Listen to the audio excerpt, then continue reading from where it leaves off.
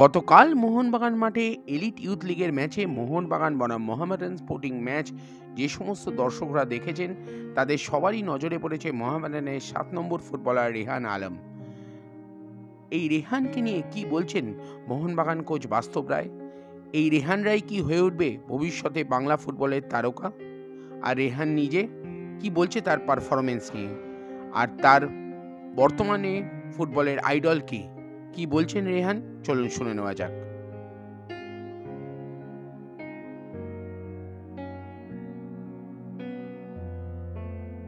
ভালো, মোহনের বেশ করা ছেলেকে তো আমার খুব ভালো লেগেছে। স্পেশালি তো গোলকিপার খুব ভালো, ওদের 7 নম্বর ছেলেটা খুব ভালো।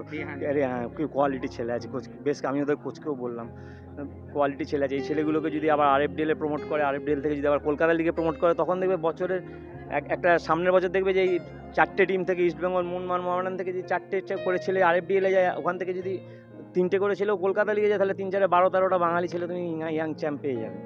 এইটা ইম্পর্টেন্ট। এবার কতগুলো প্লেয়ার ক্লাবরা প্রমোট করবে তার উপর ডিপেন্ড করবে। আমরা 100% দিয়েছি, আর জিততে পারলাম না, এটা দুঃখ হচ্ছে। কিন্তু আমাদের স্ট্রাইকার, আমরা গোল বাজে খেয়েছি, আমাদের ভালো গোল ওরা করিনি। আমাদের স্টপার লাইনে আর গোলকিপার বিনা কম্বিনেশনে আমরা গোল খেয়েছি।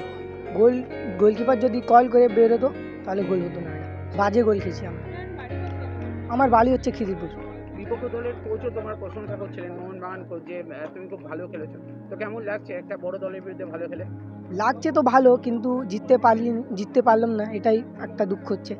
আর মোহামেডানের সিনিয়র দলের খেলা এইটাই তো চান্স, এইটাই তো দেখছি, এইটাই মনে গার্ডস আছে যে মোহামেডান খেলছি তো সিনিয়র খেলতেই বার হতে হবে। এই সিনিয়র দলের ফেভারিট ফুটবলার কে? এই সিনিয়র দল যদি দেখো ভারতীয়দের মধ্যে? আমার হচ্ছে সুনীল ছেত্রী।